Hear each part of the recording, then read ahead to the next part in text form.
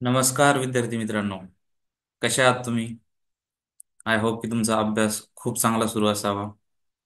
MPSC मुख्य परीक्षा 2025 जे डिस्क्रिप्टिव्ह पॅटर्न नुसार होणार आहे, त्याच्या तयारीसाठी तुम्ही सगळे खूप जोमाने लागले असावे अशी मी अपेक्षा करतो. मी अर्थातच प्राध्यापक अरुण तुपे आपल्या सगळ्यांसाठी घेऊन आलोय जॉग्रफी ऑप्शनल सिलेबस डिकोडिंगची सिरीज. मित्रांनो, आपण मागच्या दोन व्हिडिओमध्ये सुरुवातीचा जो व्हिडिओ होता आपला त्याच्यामध्ये आपण जॉग्रफी ऑप्शनल हा वैकल्पिक विषय का घ्यावा याबद्दल डिस्कशन केलं. जॉग्रफी ऑप्शनलचं महत्त्व, जॉग्रफी ऑप्शनलचे प्रोज, त्याचे कॉन्स, त्याच्यामध्ये डायग्राम्स, फ्लो चार्ट्स, याचा वापर आपण कसा करू शकतो, आपण खूप चांगलं उत्तर कसं लिहू शकतो, या सगळ्या गोष्टीचा डिस्कशन, या सगळ्या गोष्टीची चर्चा आपण त्या व्हिडिओमध्ये केली. परत जॉग्रफी ऑप्शनलचं GS1 मधलं महत्व, GS2, GS3 and GS4, even SA paper मधलं महत्व, ह्या आपण गोष्टीबद्दल आपण त्या व्हिडिओमध्ये डिस्कस केलं. ठीक आहे. सो अर्थातच तुम्हाला बऱ्याचशा गोष्टी या जॉग्रफी ऑप्शन बद्दल क्लिअर झाल्या असाव्या. आणि त्या व्हिडिओमध्ये आपण रिव्हर्स इंजिनिअरिंगचा अप्रोच पण डिस्कस केला होता, की आपण काय करणार आहोत की UPSC एक्झामचे जे आतापर्यंत आलेले PYQs आहेत ऑप्शनल सब्जेक्टचे, ते सगळे PYQs आपण काय करू, स्टडी करू, डिकोड करू, त्याला एक्झाम ओरिएंटेड अप्रोचने डिस्कस करू. सिलेबसचा जेव्हा पॉईंट आपण डिस्कस करू रेग्युलर लेक्चर सिरीजमध्ये, तेव्हाच आपण याचाही रेफरन्स यूज करणार आहोत मित्रांनो. ठीक आहे. तर हे आपण त्या व्हिडिओमध्ये बघितलं. दुसरा जो व्हिडिओ आला होता आपला, तो होता जॉग्रफी ऑप्शनल सिलेबस डिकोडिंगचा, ज्याच्यामध्ये जॉग्रफी ऑप्शनलचा पार्ट 1 आपण डिस्कस केला होता. पार्ट 1, जो पार्ट 1 काय आहे जॉग्रफी ऑप्शनलचा, तो पेपर 1चा भाग आहे. पेपर 1 त्याच्यामध्ये मेन फोकस हा प्राकृतिक भूगोलवरती आहे. प्राकृतिक भूगोल, ज्याला आपण काय म्हणतो, फिजिकल जॉग्रफी. फिजिकल जॉग्रफी या प्राकृतिक भूगोलमध्ये मित्रांनो, प्राकृतिक भूगोलमध्ये हे आपल्याला दिसेल की तिथं 5 कंपोनंट आहे प्राकृतिक भूगोलमध्ये. ठीक आहे. 5 कंपोनंट आपण तिथं बघितले आणि त्याचा सिलेबस पण आपण डिस्कस केला. जसं आपण त्यामध्ये जिओमॉर्फॉलॉजी बघितली, ज्याला भूरूपशास्त्र आपण म्हणतो. त्यामध्ये आपण क्लायमेटॉलॉजी बघितली, त्याचा सिलेबस आपण डिस्कस केला. त्याचं GS मधलं महत्व पण आपण डिस्कस केलं. GS मध्ये तो सिलेबस कुठे रिफ्लेक्ट होतो ह्याही गोष्टी आपण तिथं बघितल्या. बरोबर. आणि परत आपण ओशनोग्राफी, सागर विज्ञान, हे पण आपण तिथं स्टडी केलं. ठीक आहे. त्याचं सिलेबस आपण बघितलं, त्याचं थोडंसं सारांश, त्याचं ओरिएंटेशन आपण डिस्कस केलं. पुढचा पार्ट बघा, बायो जिओग्राफी. ह्या गोष्टी पण आपण त्या व्हिडिओमध्ये याच्याबद्दलचा जो सिलेबस आहे बायो जिओग्राफीचा, तो पण डिटेलमध्ये डिस्कस केला. बरोबर. आणि लास्टचा जो पार्ट होता तो होता पर्यावरण भूगोल. ठीक आहे, एन्व्हायरमेंटल जिओग्राफी. याचा पण सिलेबस आपण खूप चांगल्या प्रकारे त्या मागच्या व्हिडिओमध्ये आपल्या डिस्कस केलं. सो मित्रांनो, मागच्या व्हिडिओमध्ये आपण हे कॉम्पोनंट डिस्कस केले. जो फिजिकल जॉग्रफीचा पेपर 1चा, ऑप्शनल जॉग्रफीच्या पेपर 1चा खूप महत्वाचा पार्ट होता. सो चला तर मग आपण आता पुढचा पार्ट जो आहे ऑप्शनलचा, तो म्हणजेच ह्युमन जॉग्रफी, मानवी भूगोल, हा पेपर 1चाच दुसरा पार्ट आहे, सेकंड पार्ट. राईट. ठीक आहे. तर मित्रांनो, आपण आज या व्हिडिओमध्ये मानवी भूगोलचा जो सिलेबस आहे ऑप्शनलचा आणि आयोगाने दिलेला सिलेबस, याच्यावर थोडी चर्चा करणार आहोत. आणि तो सिलेबस ऍक्च्युअली कसा डिझाईन केला आहे, त्या सिलेबसमध्ये कुठले कुठले पॉईंट्स आपल्याला डिस्कस करायचे आहे, ह्या गोष्टी आपण याच्यामध्ये बघणार आहोत. ठीक आहे. तर बघूयात सिलेबस. आपण सिलेबस बघूयात पुढचा. येस. जस्ट सिलेबस मधला जर तुम्ही पॉईंट बघितला, त्यातला पहिला पॉईंट आपल्याला दिसतो ह्युमन जॉग्रफीमध्ये. ह्युमन जॉग्रफी, ज्याला आपण मानवी भूगोल म्हणतो, त्यातला पहिला टॉपिक जो आहे तो आहे पर्स्पेक्टिव्ह इन ह्युमन जॉग्रफी. बघा, लास्ट लेक्चरमध्ये आपण मी तुम्हाला याच्याबद्दल थोडंसं बोललो होतो की जॉग्रफी ऑप्शनलमध्ये खूप सारे पर्स्पेक्टिव्ह डेव्हलप झाले. पर्स्पेक्टिव्ह म्हणजे काय, खूप साऱ्या विचारसरणी डेव्हलप झाल्या. ठीक आहे, विचारसरणी डेव्हलप झाल्या. Geography as a discipline, as a science, as a subject जसं जसं ग्रो झाला, म्हणजे कुठंतरी त्याची सुरुवात झाली ग्रो करण्याची. बरोबर. तो इथं कसा तरी ग्रो झाला. ठीक आहे. आणि ग्रो होत होत त्याच्या विचारसरणीमध्ये काय काय बदल झाले, काय काय गोष्टी बदलल्या, त्या गोष्टीचा जो अभ्यास आहे तो ह्या पॉइंटमध्ये दिलेला आहे. That is perspective in human geography. बघा मराठीमध्ये त्याला मानवी भूगोलातील परिप्रेक्ष्य असे म्हणतात. मानवी भूगोलातील परिप्रेक्ष्य. ठीक आहे. ही विचारसरणी, जे जॉग्रफर्स होते अगोदरचे त्यांनी दिलेले विचारसरणी, त्यांची मांडणी, त्यांची मतं हे याच्यामध्ये आपल्याला दिसतात. ठीक आहे. तर पहिला पॉईंट जो सिलेबसचा आपण याच्यामध्ये बघू तो पॉईंट बघा. पहिला पॉईंट काय सांगतो, एरियल डिफरन्सिएशन. ठीक आहे, एरियल डिफरन्सिएशन. आता नावामध्येच बघा एरियल डिफरन्सिएशन म्हणजेच काय, एक एरिया असेल, रिजन असेल, त्याला काय करणे, डिफरन्शिएट करणे. ठीक आहे, रिजनला डिफरन्शिएट. आता मला एक सांगा, आपण रिजन आता मराठीत जर बघितलं ना त्याला आपण काय म्हणतो, क्षेत्रीय विभिन्नता. आता जर क्षेत्रीय विभिन्नता आपल्याला दाखवायची असेल तर पहिलं काम काय असेल, की आपल्याला तो रिजन जो आहे तो आपल्याला ओळखावा लागेल. म्हणजेच काय, आपल्याला त्या रिजनचं पहिले काय करावं लागेल, identification of that region. Identification of region म्हणजे तो जो रिजन आहे, तो जो भाग आहे, तो एरिया आहे, तो पहिले आपल्याला आयडेंटिफाय करावा लागेल. राईट. ठीक आहे. आणि हे आयडेंटिफाय कसे करू शकतो आपण, ओके, कसे करू शकतो, की ह्या रिजनमध्ये कुठले नैसर्गिक फॅक्टर, कुठले नैसर्गिक आणि कुठले मानवी फॅक्टर आहेत. नैसर्गिक आणि मानवी फॅक्टर आणि याच्यामधले असलेली भिन्नता. याच्यामध्ये असलेली भिन्नता means what, the difference between what natural and human aspects in that particular region. बरोबर. त्या नॅचरल आणि ह्युमन मध्ये काय भिन्नता आहे, काय फरक आहे, याच्यानुसार किंवा काय सिमिलॅरिटीज, याच्यानुसार आपण काय करू शकतो, त्या रिजनला डिफरन्शिएट करू शकतो. त्या रिजनला काय करू शकतो, त्याची भिन्नता, त्याच्या क्षेत्रीय विभिन्नता या विभाजन आपण करू शकतो. ठीक आहे. तर हे खूप महत्वाची कॉन्सेप्ट आहे याच्यामध्ये पर्स्पेक्टिव्ह इन ह्युमन जॉग्रफीमध्ये. ओके. जर आपल्याला ह्या गोष्टी समजल्या तर आपण काय करू शकतो, एक रिजनचं आयडेंटिफिकेशन करू शकतो आणि त्याच्यानुसार आपल्याला त्या रिजनचे झोन तयार करता येतात. त्या रिजनचा आपल्याला मॅप तयार करता येतो मित्रांनो. ठीक आहे. सो रिजनचे झोन, रिजनचा मॅप ह्या गोष्टी आपल्याला तयार करता येतात. बरोबर. सो एरियल डिफरन्सिएशन हा फर्स्ट पॉईंट आपण बघितला. आणि याच्यात अजून एक गोष्ट, की कोणतेच दोन रिजन म्हणजे सपोज ए आणि बी नावाचा एक रिजन आहे, की कोणतेच दोन रिजन हे सेम नसतात, हे वेगळे असतात. ठीक आहे, ते पूर्णपणे कधीच सारखे नसतात. ठीक आहे. म्हणजे फॉर एक्झाम्पल आपण जर मुंबईचा रिजन बघितला, मुंबई आणि पुणे हे दोन्ही भिन्न आहे. ठीक आहे. मुंबईमधले जे नॅचरल आस्पेक्ट्स आहे म्हणजे मुंबईचं क्लायमेट म्हणा, मुंबईची टोपोग्राफिकल स्ट्रक्चर, तिथली कोस्ट लाईन ही वेगळी आहे. पुण्याचं क्लायमेट वेगळं आहे. इवन इथले जे ह्युमन आस्पेक्ट्स आहे म्हणजे इथली पॉप्युलेशन डेन्सिटी वेगळी, इथला जो सेटलमेंट पॅटर्न आहे तो वेगळा, पुण्यातली पॉप्युलेशन डेन्सिटी वेगळी, पुण्याची लोकसंख्या वेगळी, पुण्याचे सेटलमेंट पॅटर्न वेगळा. ठीक आहे. हे कुठलेच दोन रिजन हे सारखे नसतात. ठीक आहे, त्यात काहीतरी डिफरन्सिएशन असतं. म्हणजे एरियल डिफरन्सिएशन ही नावाची जी कॉन्सेप्ट आहे याच्यामध्ये दिलेली पर्स्पेक्टिव्ह ह्युमन जॉग्रफी म्हणजे मानवी भूगोलातील परिप्रेक्ष्य. ठीक आहे. तर त्याच्यामध्ये ही कॉन्सेप्ट स्टडी करणं खूप महत्त्वाचं आहे. आपण आपल्या रेग्युलर सिरीजमध्ये जेव्हा आपण हा सिलेबस डिस्कस करू ऑप्शनलचा डिटेलमध्ये, तेव्हा एरियल डिफरन्सिएशन आपण खूप जास्त डेप्थमध्ये बघणार आहोत. ठीक आहे मित्रांनो. तर चला आता पुढचा पॉईंट बघू सिलेबसचा. That is regional synthesis. Regional synthesis मराठीमध्ये बघा, प्रादेशिक संश्लेषण. रिजनल सिंथेसिस, प्रादेशिक संश्लेषण म्हणजे काय. आता बघा एरियल डिफरन्सिएशन जी आपण कॉन्सेप्ट बघितली आता, त्याला आपण क्षेत्रीय विभिन्नता असं म्हणतो, सिलेबसचा पॉईंट बघितला. त्याच्यामध्ये काय असतं, की आपण रिजनला काय केलंय, आयडेंटिफाय केलंय. रिजनला आयडेंटिफाय केलंय म्हणजे सपोज ए नावाचा रिजन आहे आणि हा बी नावाचा रिजन आहे, याला आपण आयडेंटिफाय केले. ठीक आहे. बट ह्या रिजनमध्ये आपण काय करायचं, इथल्या रिजनचा पण नैसर्गिक गोष्टीचा प्लस मानवी गोष्टीचा एकत्रितपणे अभ्यास करायचा. एकत्रितपणे एकत्रितपणे काय करायचं, अभ्यास करायचा. ठीक आहे. याचा जर आपण एकत्रितपणे अभ्यास केला तर आपल्याला ह्या रिजनची एक समग्र माहिती भेटू शकते. समग्र माहिती भेटू शकते. त्याला आपण काय म्हणतो, रिजनल सिंथेसिस. रिजनल सिंथेसिस म्हणजे काय, सिंपल गोष्ट आहे, सिंपल कॉन्सेप्ट आहे, की to study the natural as well as human aspects of that particular region. And the relationship between natural and human aspect.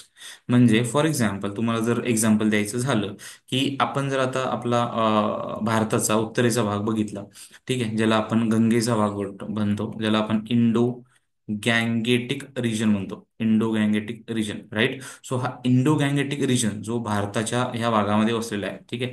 तर तुम्ही असं थोडासा इंडियाचा मॅप जर ड्रॉ केला, तर इंडियाच्या ह्या भागामध्ये आपल्याला काय दिसेल, इंडो गँगेटिक रिजन दिसेल.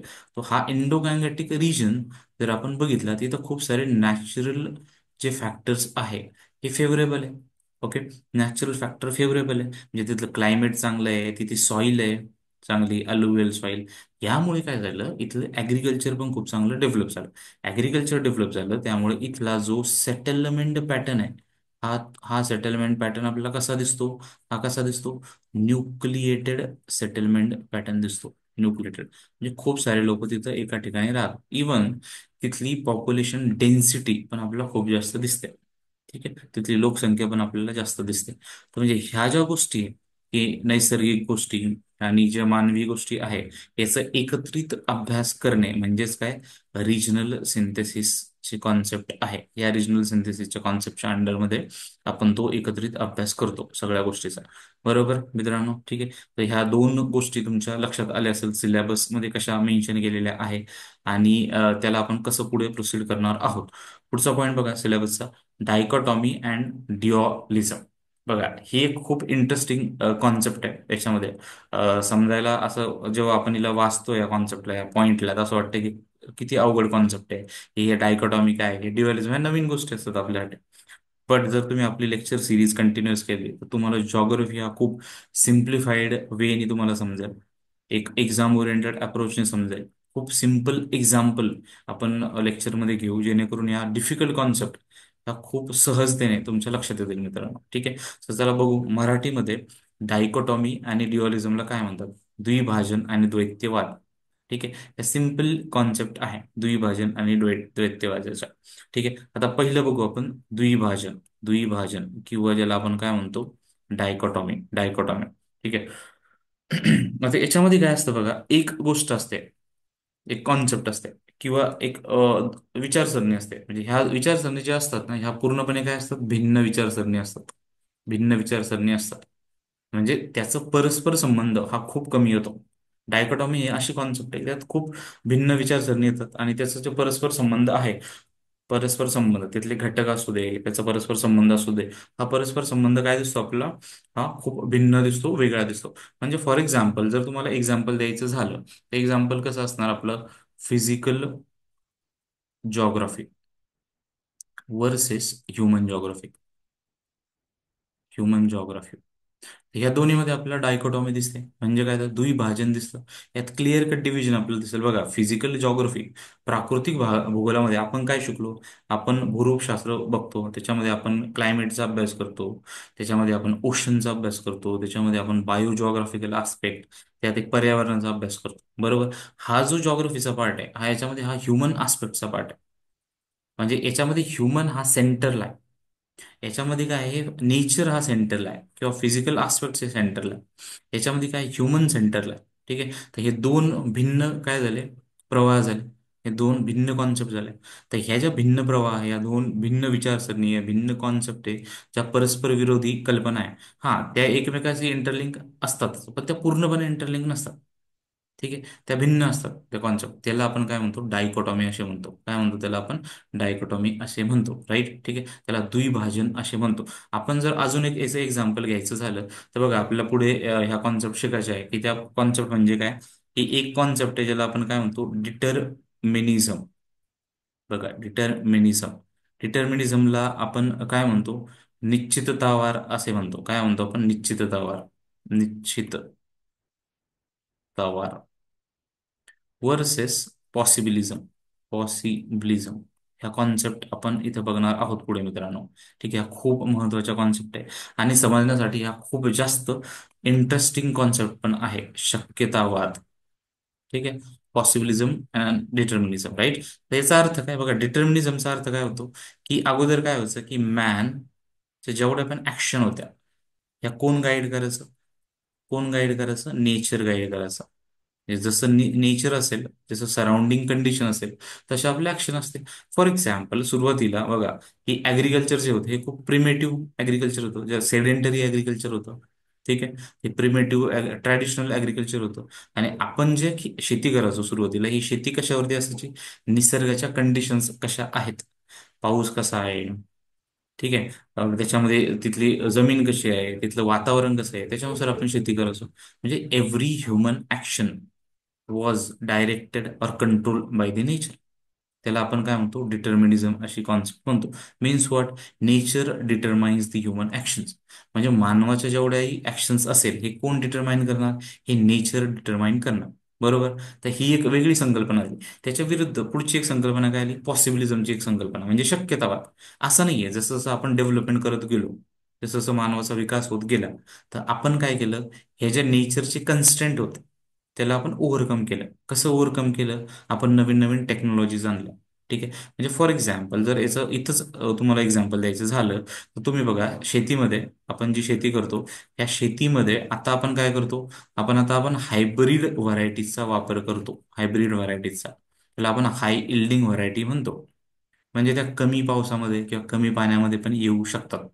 ठीक आहे. म्हणजे अशा बऱ्याचशा गोष्टी आहे, ज्या नेचर अगोदर डिटरमाइन करायचं, त्याला आपण काय केलं? ओव्हरकम केलं आणि आपला विकास केला. तर म्हणजे सांगण्याचं तात्पर्य असं की डायकोटॉमीचा अर्थ काय होतो मित्रांनो? डायकोटॉमी म्हणजे की अशी एक कॉन्सेप्ट, अशी कॉन्सेप्ट ज्याच्यामध्ये काय असतात? दोन भिन्न मतप्रवाह असू शकतात. बरोबर. त्याच्या व्यतिरिक्त पुढची कॉन्सेप्ट बघा, त्याला आपण काय म्हणतो? ड्युअलिझम. म्हणजेच काय? द्वैतवाद. ड्युअलिझम ही कॉन्सेप्ट जी आहे, दोन भिन्न किंवा विरोधी तत्वे असतात, कल्पना असतात किंवा शक्ती असतात, तर एकाच वेळी त्या अस्तित्वात पण असू शकतात. म्हणजे दोन भिन्न तत्वे असतात. ठीक आहे. एक भिन्न विरोधी मते पण असू शकतात, पण ते एकाच वेळी अस्तित्वात असण्याचं पण काय असू शकतं? पॉसिबिलिटी असू शकते. राईट. म्हणजे फॉर एक्झाम्पल काय, जर एक्झाम्पल घ्यायचं झालं, nature versus culture. Right. Nature versus culture, याचं आपण एक्झाम्पल घेऊ शकतो. ठीक आहे. म्हणजे काय, की कल्चर आणि नेचर याच्यामधलं काय असू शकतं? इंटर रिलेशनशिप असतं. ठीक आहे. इंटर रिलेशनशिप असतं. ठीक आहे. म्हणजे तिथलं नेचर हे तिथली कल्चर डिटरमाइन करतं, आणि तिथलं कल्चर हे तिथलं नेचर डिटरमाइन करतं. तिथं नॅचरल आस्पेक्ट्स डिटरमाइन करतं. म्हणजे ड्युअलिझम ही अशी कॉन्सेप्ट आहे की दोन भिन्न किंवा विरोधी तत्वे, कल्पना किंवा शक्ती एकाच वेळी काय असतात? अस्तित्वात असतात किंवा कार्यरत असतात. म्हणजे दोन भिन्न शक्ती, कल्पना ह्या एकाच वेळी काय असणार? अस्तित्वात असणार. त्या कॉन्सेप्टला आपण काय म्हणतो? ड्युअलिझम असे म्हणतो. पुढची कॉन्सेप्ट बघा. पुढची कॉन्सेप्ट आहे आपली एन्व्हायरमेंटलिझम. पुढची कॉन्सेप्ट काय आपली? एन्व्हायरमेंटलिझम. जर एन्व्हायरमेंटलिझमचं कॉन्सेप्ट जर तुम्ही बघितली, हे याचा अर्थ काय? एन्व्हायरमेंटलिझम ही एक टाईपची काय होते? एक सामाजिक चळवळ आहे. ठीक, ही काय एक टाईपची सामाजिक चळवळ आहे. एन्व्हायरमेंटलिझम चळवळ आहे. आता बघा, पर्यावरणवाद ही एक सामाजिक चळवळ आहे. आपल्याला माहिती आहे की पर्यावरणाचा ऱ्हास हा खूप जास्त जोरात वाढलेला आहे. हा कशामुळे वाढला? की आपण जे डेव्हलपमेंट करतोय, तर त्याचे एक निगेटिव्ह इम्पॅक्ट पण एन्व्हायरमेंटवरती होत आहे. म्हणजे आपण ही सस्टेनेबल डेव्हलपमेंटची प्रॅक्टिस जी आहे, ही आपण खूप चांगल्या प्रकारे फॉलो केलेली नाही. त्यामुळे काय झालं की एन्व्हायरमेंटचा ऱ्हास होतोय, त्याचं डिग्रेडेशन होतंय. आणि त्याला एक प्रतिसाद म्हणून एक एन्व्हायरमेंटलिझमची कॉन्सेप्ट झाली किंवा चळवळ तयार झाली. राईट. म्हणजे एक टाईपची काय, एक तत्वज्ञान आहे, एक व्यापक विचारधारा आहे, जी पर्यावरणाशी संबंधित आहे आणि पर्यावरणाचं संरक्षण कसे करणे याच्याशी संबंधित आहे. हे आपण पुढच्या लेक्चरमध्ये, जेव्हा आपण लेक्चर सिरीज सुरू करू, त्या लेक्चर सिरीजमध्ये आपण हे डिटेलमध्ये बघणार आहोत. ठीक आहे. एन्व्हायरमेंटलिझमची कॉन्सेप्ट. पुढचा पार्ट बघा, quantitative revolution. Quantitative revolution. Right. ज्याला काय म्हणतो आपण? सांख्यिकी क्रांती. ठीक आहे. अँड लोकेशनल अनालिसिस अँड स्थानिक विश्लेषण. सांख्यिकी क्रांती आणि स्थानिक विश्लेषण. बरोबर मित्रांनो. ठीक आहे. आता याच्यामध्ये बघा, आता झालं कसं की सुरुवातीला काय व्हायचं? सुरुवातीचा जो आपण पिरियड बघितला, सुरुवातीच्या पिरियडमध्ये काय होतं की जॉग्राफी बद्दल जेवढे मतप्रवाह होते, हे पारंपरिक मतप्रवाह होते. पारंपरिक हे वर्णनात्मक मतप्रवाह होते, हे गुणात्मक पद्धतीचा वापर केलेला असायचा.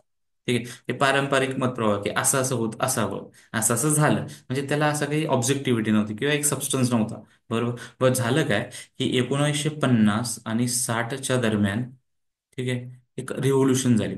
याला आपण काय म्हणतो? QR revolution. म्हणजे क्वांटिटेटिव्ह रिव्होल्युशन झाली. Quantitative revolution. राईट. म्हणजेच काय? सांख्यिकी क्रांती झाली. म्हणजेच काय की याच्यामध्ये खूप सारे स्टॅटिस्टिक, खूप सारा डेटा याचा वापर करण्यात आला.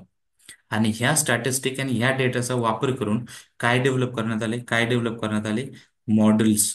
अँड थिरीज डेव्हलप करण्यात आल्या. जॉग्रफीमध्ये आपल्याला जे थिरीज आणि मॉडेल्स आपल्याला दिसेल पुढचा आपण जो यातला एक लास्टचा जो पॉईंट बघू या ह्युमन जॉग्रफी मधला, त्यामध्ये आपल्याला मॉडेल्स आणि थेरीज दिसतील. तर या मॉडेल्स आणि थेरीज या बनल्या कशा मित्रांनो? या बनल्या कशा? क्वांटिटेटिव्ह रिव्होल्युशन जेव्हा झाली 1950 आणि 60ला, तेव्हा ह्या मॉडेल्स आणि थेरीज या बनायला सुरुवात झाली. आणि त्याचा बेस काय होता? त्याचा बेस होता स्टॅटिस्टिक, त्याचा बेस होता डेटा. बरोबर, राईट. म्हणजेच याचा अर्थ काय की क्वांटिटेटिव्ह रिव्होल्युशन नंतर काय झालं की भूगोल ह्या विषयाला एक वैज्ञानिक, एक वस्तुनिष्ठ आणि सैद्धांतिक स्वरूप प्राप्त झालं. कसं स्वरूप प्राप्त झालं? वैज्ञानिक स्वरूप प्राप्त झालं, एक वस्तुनिष्ठ स्वरूप प्राप्त झालं आणि सैद्धांतिक स्वरूप प्राप्त झालं. ठीक आहे. तर ही कॉन्सेप्ट होती, आपण डिटेलमध्ये पुढे बघू. त्याच्यानंतर बघा लोकेशनल अनालिसिसची कॉन्सेप्ट, स्थानीय विश्लेषण. स्थानीय विश्लेषण बघा, एक स्थान बघा, आपल्याला जर कुठलीही गोष्ट डेव्हलप करायची असेल तर त्या एका स्थानाचं, त्या लोकेशनचं अनालिसिस करणे खूप महत्वाचे असते. त्या लोकेशनल अनालिसिस मध्ये आपण काय करू की जेवढे लोकेशन्स आहे, वेगवेगळे लोकेशन, त्या लोकेशनचं आपण काय करणार आहोत? अनालिसिस करणार आहोत. म्हणजे फॉर एक्झाम्पल, जर एक्झाम्पल घ्यायचं झालं की सपोज आपल्याला एका सिटीमध्ये, एका शहरामध्ये एक दुकान, आपल्याला शॉप ओपन करायचं आहे. ठीक आहे, एक शॉप. तर आपण कुठले पॅरामीटर बघणार की ह्या एरियामध्ये किती लोक राहतात, पॉप्युलेशन किती आहे, एरियामध्ये लोक आहे का, वस्ती आहे का, ह्या एरियामध्ये आजूबाजूला मार्केट आहे का दुसरं, ठीक आहे, ह्या एरियामध्ये सेटलमेंट आहे का चांगल्या, ह्या एरियामध्ये बाकी फेवरेबल कंडिशन म्हणजे ट्रान्सपोर्ट वगैरे या गोष्टी आहे का. मग याच्यानुसार आपण काय केलं, ह्या लोकेशनचं अनालिसिस केलं आणि अनालिसिस करून आपण इथं काय झालं, आपलं शॉप ओपन केलं. राईट. म्हणजे हे एक्झाम्पल, हे जे देण्याचं तात्पर्य असं आहे की लोकेशनल अनालिसिसची जी कॉन्सेप्ट आहे या अशीच ही काम करते. बरोबर. हे एक आपल्याला पर्टिक्युलर काहीतरी रिजनला अनालिसिस करणे, तिथे सगळे पॅरामीटर बघणे. ठीक आहे, जेणेकरून आपण काय करू शकतो, पुढे तिथे एखादी डेव्हलपमेंट जर आपल्याला करायची असेल ते आपण करू शकतो. बरोबर. तर आपण स्थानिक विश्लेषण पण आपण इथं पुढे करणार आहोत. ठीक आहे. आता याच्यानंतर बघा, ह्या सिलेबसमध्ये पर्स्पेक्टिव्ह मध्ये पुढचे जे इम्पॉर्टंट पॉईंट येतात त्याच्यामध्ये येतं radical behavioural human and welfare approaches. बरोबर. हे काय आहे? याच्यामध्ये सगळे डेव्हलप झालेले काय आहे? वेगवेगळे अप्रोचेस आहेत.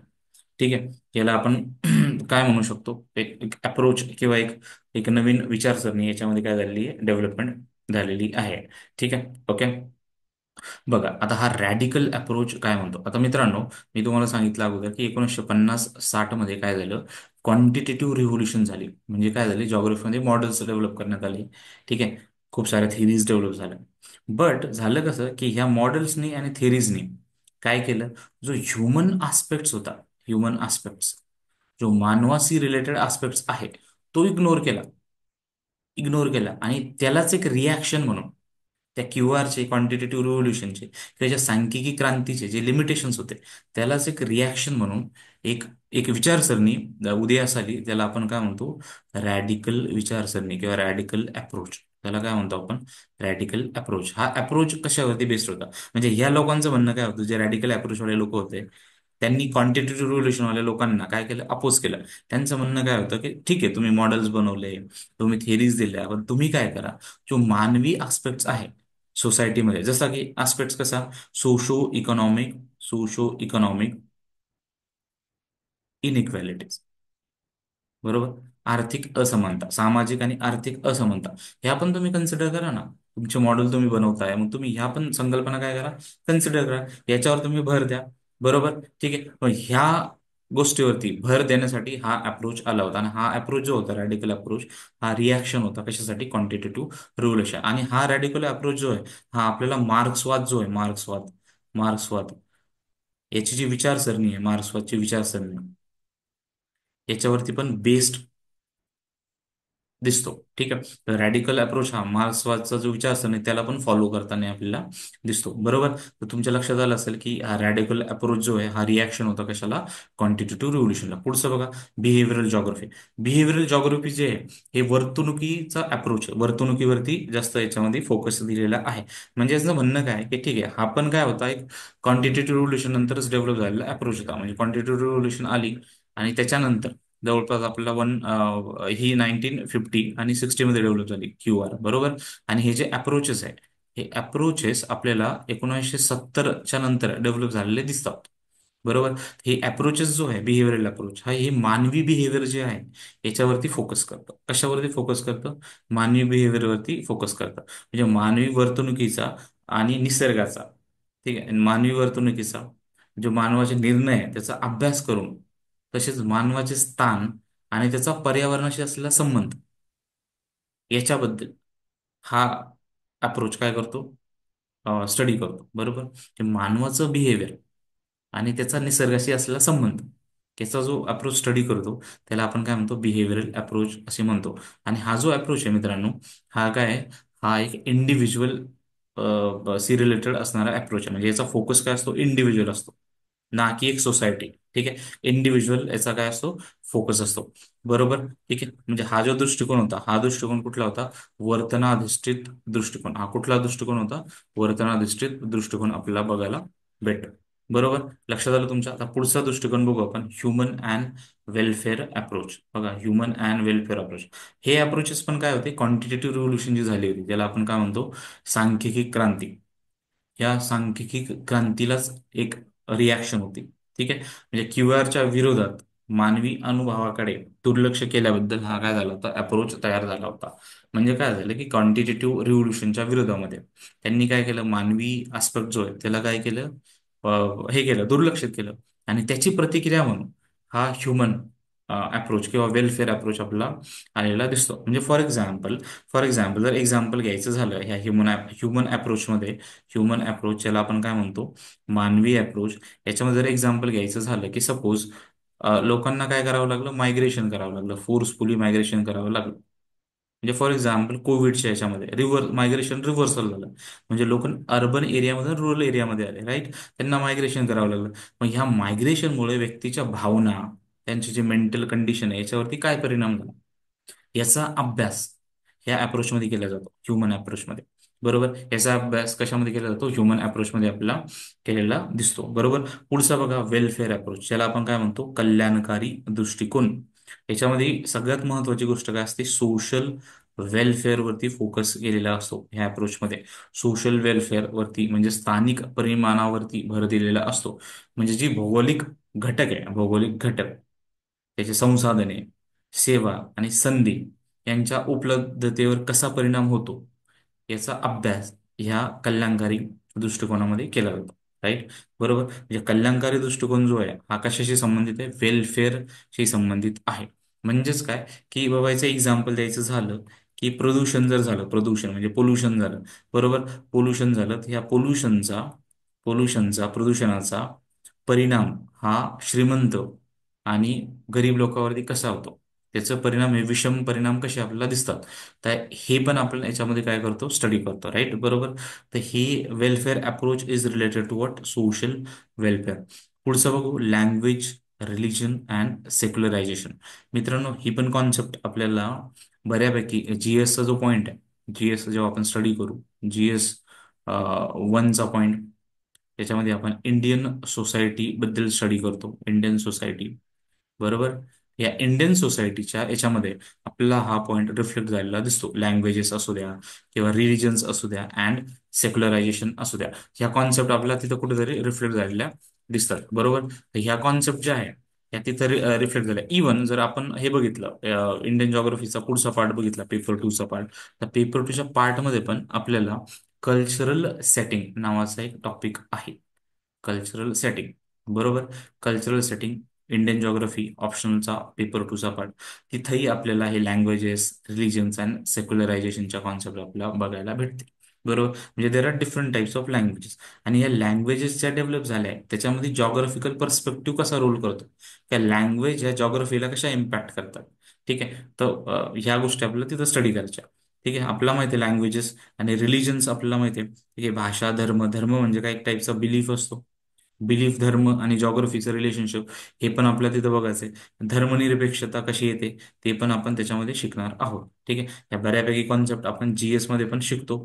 ठीक आहे. आपण जर सेक्युलरायझेशन बघितलं तर ह्या पण कॉन्सेप्ट आपल्याला कुठे न कुठे कुठेतरी पॉलिटीच्या पार्टमध्ये आपल्याला रिफ्लेक्ट झालेला दिसतात. पुढचं बघा, cultural regions of the world. पुढचा पॉईंट, कल्चरल रिजन्स म्हणजेच काय? जागतिक सांस्कृतिक प्रदेश. जे जागतिक सांस्कृतिक प्रदेश बनलेले आहेत याच्यामध्ये जॉग्रफी आणि कल्चरचं इंटर रिलेशनशिप आणि वेगवेगळे रिजन्स, तयार झालेले रिजन्स, याचा अभ्यास केलेला जातो. ठीक आहे. मग आपण बघू की हे रिजन्स कसे डेव्हलप झाले, इंडियामध्ये कसे हे रिजन्स डेव्हलप झाले. ठीक आहे. म्हणजे जॉग्राफिकल फॅक्टरनी तिथल्या कल्चरवरती कसा इम्पॅक्ट केला. ओके. मग वेस्टर्न कंट्रीजमध्ये हे रिजन कसे डेव्हलप झाले. ठीक आहे. युरोपियन कंट्रीजमध्ये रिजन्स कसे डेव्हलप झाले. या सगळ्या गोष्टी आपण याच्यामध्ये शिकणार आहोत. ठीक आहे मित्रांनो. तर पुढचा पॉईंट बघा आता, ह्या सिलेबस मधला जो लास्ट पॉईंट आहे या पार्टचा, that is human development index. आता मला सांगा, HDI आपण खूप ठिकाणी शिकलेलो आहोत. म्हणजे आपण प्रिलिम्स मध्ये पण HDI शिकतो. आपण करंट अफेअर्स जर पुस्तक वाचलं त्यातही आपल्याला ह्युमन डेव्हलपमेंट इंडेक्स पाहायला भेटतो. ठीक आहे. इवन आपण जो MPSC मुख्य परीक्षा होती अगोदरचा पॅटर्न, ऑब्जेक्टिव्ह पॅटर्न, त्याचा GS पेपर 4 जो आहे इकॉनॉमिक्सचा, त्याच्यामध्ये पण आपल्याला ह्युमन डेव्हलपमेंट इंडेक्सचा एक टॉपिकच दिसेल. राईट. ठीक आहे. ह्युमन डेव्हलपमेंट इंडेक्स, त्यातले पॅरामीटर आणि त्याचं relationship with the geographical aspect, हे आपल्याला काय करायचं आहे मित्रांनो, या पॉईंटमध्ये स्टडी करायचं आहे. म्हणजे अर्थातच तुमच्या हे लक्षात आलं असावं की आपण जे स्टडी करणार आहोत, ठीक आहे, आपण जे अभ्यासणार आहोत गोष्टी, त्या कुठल्या गोष्टी आपण अभ्यासणार आहोत, त्या गोष्टी आपण काय करू, अभ्यासू याच्यामध्ये. ठीक आहे. चला तर पुढचा पॉईंट बघू आपण सिलेबसचा. पुढचा पॉईंट जो आहे आपला सिलेबसचा, that is what economic geography. That is what economic geography. ठीक आहे. हा सेकंड पॉईंट. आता इकॉनॉमिक जॉग्रफी मी काय सांगितलं होतं अगोदरचा जो आपण व्हिडिओ बघितला सुरुवातीचा, की geography is a blend of all other discipline. म्हणजे जॉग्रफी काय आहे, एक इंडिव्हिज्युअल डिसिप्लिन नाहीये, ते ब्लेंड आहे. त्याच्यात खूप सारे डिसिप्लिन एकत्र आले आणि त्याच्यानुसार काय बनलं, जॉग्रफी बनलं. बरोबर. तर बघा, पहिला पॉईंट याच्यामध्ये word economic development, measurement and problems. Right. मराठीत बघा, जागतिक आर्थिक विकास, मापन आणि समस्या. म्हणजे जगाचा विकास कसा होत गेला आतापर्यंत. ठीक आहे. म्हणजे आपण जसं जसं आपण एक हे झालंय, म्हणजे सिव्हिलायझेशन डेव्हलप होत गेली, तर इकॉनॉमिक डेव्हलपमेंट कशी झाली. आपण पुढच्या लास्ट याचा जो शेवटचा पॉईंट आहे सिलेबसचा, त्याच्यामध्ये आपण रॉस्टो इकॉनॉमिक डेव्हलपमेंट मॉडेल बघणार आहोत. ठीक आहे. तो सिलेबसचा पॉईंट पण, त्याच्यामध्ये इकॉनॉमी कशी डेव्हलप झाली, वर्ल्ड कसं डेव्हलप झालं, ठीक आहे, ते आपण बघायचं. आणि त्यात मेजरमेंट्स आणि प्रॉब्लेम्स, तर ते डेव्हलपमेंटचे मेजरमेंट आहे. फॉर एक्झाम्पल, आपण GDPचा यूज करतो, आपण GNPचा यूज करतो. ठीक आहे. हे मेजरमेंट आहे. पण हे काय झालंय आपले, याच्यामध्ये क्वालिटेटिव्ह ला महत्व दिलेलं आहे की नाही, यामध्ये जॉग्राफिकल आस्पेक्टला महत्व दिलेलं आहे की नाही, त्याचे चॅलेंजेस काय, त्याचे प्रॉब्लेम्स काय, हे आपल्याला इथं स्टडी करायचे आहे. बरोबर. ठीक आहे. पुढचा पॉईंट बघा, world resources and their distribution. म्हणजे जगामध्ये वेगवेगळ्या भागामध्ये वेगवेगळे रिसोर्सेस आपल्याला पाहायला भेटतात. ठीक आहे. म्हणजे रिसोर्स म्हणजे काय, रिसोर्स म्हणजे अशी गोष्ट, anything that can be useful to human being. म्हणजे अशी गोष्ट जी मानवासाठी युजफुल असेल, त्याच्या डेव्हलपमेंटसाठी युजफुल असेल, त्याच्या ग्रोथसाठी युजफुल असेल. ठीक आहे. तर वर्ल्डमध्ये आपल्याला खूप सारे वेगवेगळे रिसोर्सेस बघायला भेटतात. म्हणजे फॉर एक्झाम्पल, जर इंडियाचं जर आपण एक्झाम्पल घेतलं, इंडियामध्ये सगळ्यात मोठा रिसोर्स काय आपल्याकडे, पॉप्युलेशन. पॉप्युलेशन हा आपल्याकडे खूप मोठा रिसोर्स आहे. आपण म्हणतो ना की आपल्याकडे काय आहे, हमारे पास क्या है, हमारे पास डेमोग्राफिक डिविडेंड है, हमारे पास यूथ पॉप्युलेशन ज्यादा है. राइट. ठीक आहे. तो एक रिसोर्स आहे. म्हणजे जगामध्ये असणारे रिसोर्सेस, जे मिनरल रिसोर्सेस असो, सोशल रिसोर्सेस असो, त्याचं डिस्ट्रीब्युशन, या सगळ्या गोष्टी आपण बघणार आहोत. जसं जर एक्झाम्पल घ्यायचं झालं, तर युरोपमध्ये जर्मनीचा जो रिजन आहे, जर्मनीचा तिथे एक फेमस रिजन आहे ज्याचं नाव आहे रूर रिजन. बरोबर. तर हा रूर रिजन, इथं खूप साऱ्या ऑटोमोबाईल इंडस्ट्री डेव्हलप झाल्या. का डेव्हलप झाल्या ऑटोमोबाईल इंडस्ट्री, कारण की इथं आपल्याला आयरन ओरचे रिसोर्सेस सापडतात, इथं आपल्याला कोलचे रिसोर्सेस सापडतात, इथं आपल्याला आयरन अँड स्टील इंडस्ट्री खूप जास्त प्रमाणात डेव्हलप झालेली दिसते. बरोबर. हे आपल्याला सिलेबसमध्ये पुढे काय करायचं आहे, बघायचं आहे. म्हणजे आपल्याला जागतिक साधन संपत्ती आणि तिचे काय वितरण आपण बघू. पुढचा पॉईंट बघा, एनर्जी क्रायसिस, ऊर्जा संकट. बघा, आता वर्ल्ड जे आहे, हे एनर्जी क्रायसिस फेस करत आहे.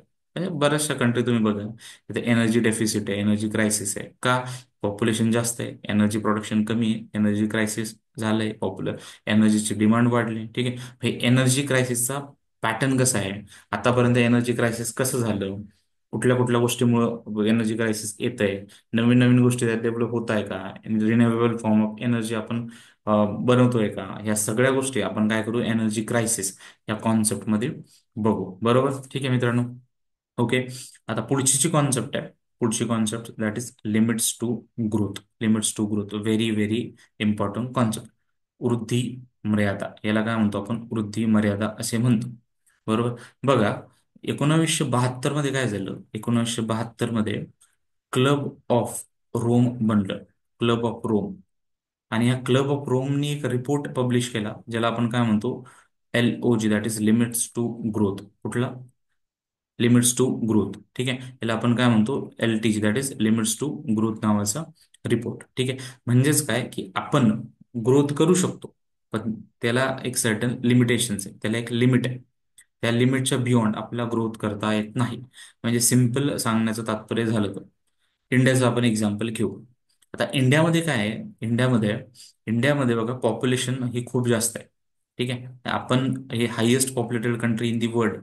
बट पॉप्युलेशनच्या कम्पॅरिझनमध्ये आपल्याकडे रिसोर्सेस आहे का तेवढे, त्याला आपण सबसिस्टन्स म्हणतो. आपण पुढे माल्थसची थेरी बघणार आहोत पॉप्युलेशन जॉग्रफीमध्ये, की माल्थसनी काय सांगितलं, ही जी पॉप्युलेशन आहे ही जॉमेट्रिक प्रोग्रेशननी वाढते, बट रिसोर्सेस ही अर्थमॅटिक प्रोग्रेशननी वाढते. म्हणजे पॉप्युलेशनची वाढण्याची स्पीड ही खूप जास्त आहे, रिसोर्सेसची वाढण्याची स्पीड त्याच्या कम्पॅरिझनमध्ये कमी आहे. ठीक आहे, मग जेणेकरून काय होतं, एक एक डेव्हलपमेंटची ग्रो करण्याची काय होते, एक लिमिट येते. ठीक आहे, जे लिमिट्स टू ग्रोथ हे क्लब ऑफ रोमनी जो पेपर पब्लिश केला होता, ठीक आहे, किंवा जे कॉन्सेप्ट दिली होती किंवा पेपर पब्लिश झाला होता, त्याच्यामध्ये ह्या कॉन्सेप्टचा वापर आपण ह्युमन जॉग्राफी, स्पेशली इकॉनॉमिक जॉग्राफीमध्ये खूप ठिकाणी करतो. ठीक आहे, खूप साऱ्या गोष्टी स्टडी करण्यासाठी आपण याचा वापर करतो. ठीक आहे, आणि याच्यावरती आपले बरेचसे मॉडेल्स जॉग्राफीचे डेव्हलप झालेले किंवा थेरीज डेव्हलप झालेल्या दिसतात. ठीक आहे, मग ही पण कॉन्सेप्ट आपण पुढे काय करू, डिटेलमध्ये स्टडी करू. लिमिट्स टू ग्रोथची कॉन्सेप्ट म्हणजे वृद्धी मर्यादा. पुढचं बघा, वर्ल्ड ॲग्रिकल्चर. ठीक आहे, जागतिक कृषी. बघा हा टॉपिक पण आपण बऱ्यापैकी भूगोलाचं पुस्तक जे आहे, स्टेट बोर्डचे पुस्तक असू दे, जागतिक भूगोलाचे, त्याच्यामध्ये आपण एक ऍग्रिकल्चर कसं आहे जगातलं, तर ते आपण याच्यामध्ये बघतो. बरोबर, ठीक आहे. इव्हन आपण इंडियन ऍग्रिकल्चर पेपर 2 मध्ये इंडियन ऍग्रिकल्चर बघणार आहोत. ठीक आहे, तर याच्यामध्ये बघा आपण काय बघू, टायपॉलॉजी ऑफ ऍग्रिकल्चरल रिजन्स. ठीक आहे, म्हणजे कृषी प्रदेशांचे प्रकारनिष्ठ वर्गीकरण. म्हणजे कृषी प्रदेश जे आहे याचं वर्गीकरण कसं केलंय, कुठले कुठले पॅरामीटर आपण वापरले, म्हणजे तिथे क्लायमेटनुसार आपण वर्गीकरण केलंय का, तिथली सॉईल आहे, ठीक आहे, त्याच्यानुसार त्याचं वर्गीकरण केलंय का अदर फॅक्टर याच्यानुसार वर्गीकरण केलंय का, हे आपण इथं बघणार आहोत. ठीक आहे, म्हणजे काही ठिकाणी काय होतं की ऍग्रिकल्चर खूप चांगली होते, काही ठिकाणी काय होतं ऍग्रिकल्चर पण होतं, बट त्याच्यासोबत इरिअरिंग ऑफ अॅनिमल्स पण होतं, पशुपालन पण होतं. काही ठिकाणी ऍग्रिकल्चर होतं, पशुपालन होतं, आणि त्याच्यासोबत आपण झाडे पण लावतो. राईट, म्हणजे डिफरंट टाइप्स ऑफ प्रॅक्टिसेस आपल्याला बघायला भेटतात ऍग्रिकल्चरच्या. राईट, ठीक आहे, तर हे आपण याच्यामध्ये बघू. पुढचा पॉईंट बघा सिलेबसचा, ऍग्रिकल्चरल इनपुट्स अँड प्रोडक्टिव्हिटी. ठीक आहे, कृषी निविष्ठा आणि उत्पादकता. तर ऍग्रिकल्चर इनपुट्स आणि त्याची प्रोडक्टिव्हिटी काय, म्हणजे ऍग्रिकल्चरमध्ये आपण किती इनपुट्स दिले, कुठल्या कुठल्या प्रकारचे इनपुट्स आपल्याला द्यावे लागतात ऍग्रिकल्चरमध्ये, आणि त्याच्यानुसार त्याची प्रोडक्टिव्हिटी किती आली, म्हणजे त्याचं आउटपुट किती आलं, त्याचं उत्पन्न किती आलं. ठीक आहे, ह्या गोष्टी आपण याच्यामध्ये बघू. आता जर एक्झाम्पल घ्यायचं झालं, ते ऍग्रिकल्चरचे इनपुट्स कुठले असतात, ते ऍग्रिकल्चरमध्ये आपल्याला काय द्यावं लागतं, इरिगेशन आहे का प्रॉपर. ठीक आहे, म्हणजे आपण बाकीच्या गोष्टी सीड्स वगैरे ह्या गोष्टी आहे का, ऍग्रिकल्चरमध्ये सॉईल आहे का प्रॉपर. ठीक आहे, तर ह्या गोष्टी सगळ्या आपल्याला तिथं स्टडी कराव्या लागतील, आणि त्यानुसार त्याची प्रोडक्टिव्हिटी डिपेंड असते. पुढचा पॉईंट बघा, food and nutrition. Food and nutrition problems, अन्न पोषण समस्या. बघा फूड आणि न्यूट्रिशनचे प्रॉब्लेम्स काय आहेत. आता बघा मित्रांनो, की असं म्हणतात की एक एक जर तुम्ही डेव्हलप कंट्री आणि डेव्हलपिंग कंट्रीमध्ये गोष्टी बघितल्या, आता जे डेव्हलपिंग कंट्री किंवा list developing country, African countries. आता आफ्रिकन कंट्रीमध्ये लोकांना खाण्यासाठी अन्न नाही. ठीक आहे, मग खाण्यासाठी अन्न नाहीये, तर त्यामुळे त्यांच्यामध्ये काय होतं, माल न्यूट्रिशनच्या समस्या खूप जास्त येतात. मग तुम्ही केनिया, टांझानिया सारखी कंट्री बघा, तिथल्या मुलांमध्ये खूप जास्त कुपोषण आहे, माल न्यूट्रिशन आहे, स्टंटिंग आहे, त्यांची वाढ होत नाही, ग्रोथ होत नाही. बट जर तुम्ही त्याच्या अपोजिट बघितलं वेस्टर्न कंट्रीजमध्ये, तर तिथले लोक जे आहे, जे जंक फूड खातात, म्हणजे त्यांचं जे न्यूट्रिशन आहे दॅट इज एक्सेसिव्ह न्यूट्रिशन, त्याला आपण ओव्हर न्यूट्रिशन म्हणतो. आणि ओव्हर न्यूट्रिशन मुळे सुद्धा काय होतं, ओबेसिटीचे प्रॉब्लेम तयार होतात. कशाचे प्रॉब्लेम तयार होतात, ओबेसिटीचे प्रॉब्लेम तयार होतात. म्हणजे फूड आणि न्यूट्रिशनचे प्रॉब्लेम याचं आपल्याला एक डिस्ट्रीब्युशन, की हे कसं develop country, developing country, list develop कंट्रीमध्ये दिसतंय, हे आपल्याला या सिलेबसच्या पॉईंटमध्ये डिस्कस करायचं आहे. तर आपण हे रेग्युलर पुढच्या लेक्चरमध्ये जसे आपला सिलेबस सुरू होईल तेव्हा आपण स्टडी करू मित्रांनो. ठीक आहे, पुढचा पॉईंट बघा, फूड सिक्युरिटी. फूड सिक्युरिटी हा पण कुठेतरी आपण GS मध्ये शिकलेलो आहे. फूड सिक्युरिटीचा पॉईंट. ठीक आहे, फूड सिक्युरिटी ही खूप महत्वाची आहे. फूड सिक्युरिटीसाठीच आपण इंडियामध्ये ग्रीन रिव्होल्यूशन आली. फूड सिक्युरिटीसाठीच जगामध्ये काय आली, ग्रीन रिव्होल्यूशन आली. नॉर्मन बोरलॉग, त्यांना आपण father of world green revolution असे म्हणतो. ठीक आहे, किंवा MS स्वामीनाथन, ज्यांना आपण father of Indian green revolution असे म्हणतो. ठीक आहे, तर हे फूड सिक्युरिटीसाठीच ह्या रिव्होल्यूशन झाल्या.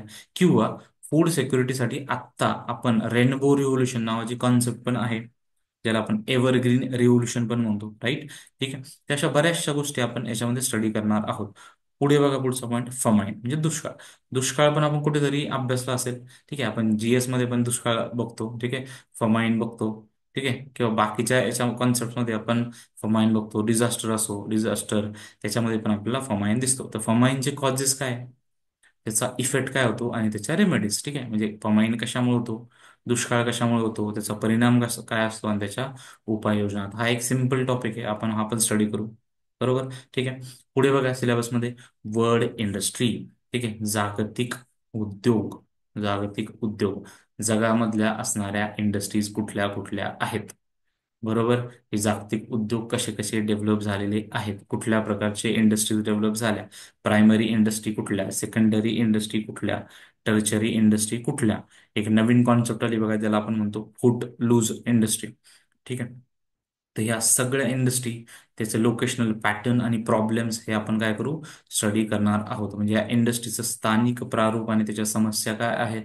परत ह्या इंडस्ट्रीज याचं स्थानिक प्रॉब्लेम, स्थानिक प्रारूप, त्याच्या समस्यानंतर आपल्याला त्याच्यानंतर पुढचा जागतिक व्यापाराचा आकृतिबंध म्हणजे पॅटर्न्स ऑफ वर्ल्ड ट्रेड कसा होतो हे आपल्याला बघायचं आहे. याच्यामध्ये आपण नॉर्दर्न हेमिस्फिअर आणि सदर्न हेमिस्फिअर याच्यामध्ये कसा ट्रेड होतो, किंवा नॉर्थ नॉर्थ मध्ये कसा ट्रेड होतो, साऊथ साऊथ मध्ये कसा ट्रेड होतो, ह्या गोष्टी आपण ह्या याच्यामध्ये डिस्कस करणार आहोत. तर आय होप मित्रांनो, तुम्हाला हा जो इकॉनॉमिक जॉग्रफीचा पॉईंट होता, ह्युमन जॉग्रफी म्हणजे मानवी भूगोलाचा, आर्थिक भूगोल ज्याला आपण म्हणतो, त्याचा सिलेबस हा थोडासा डिकोड झालेला असावा. ठीक आहे, चला तर आपण मग पुढचा पॉईंट बघू सिलेबसचा. पुढचा जो पॉईंट आहे आपला, पुढचा पॉईंट आपण बघूया त्याच्यामध्ये.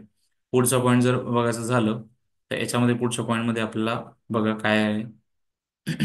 जस्ट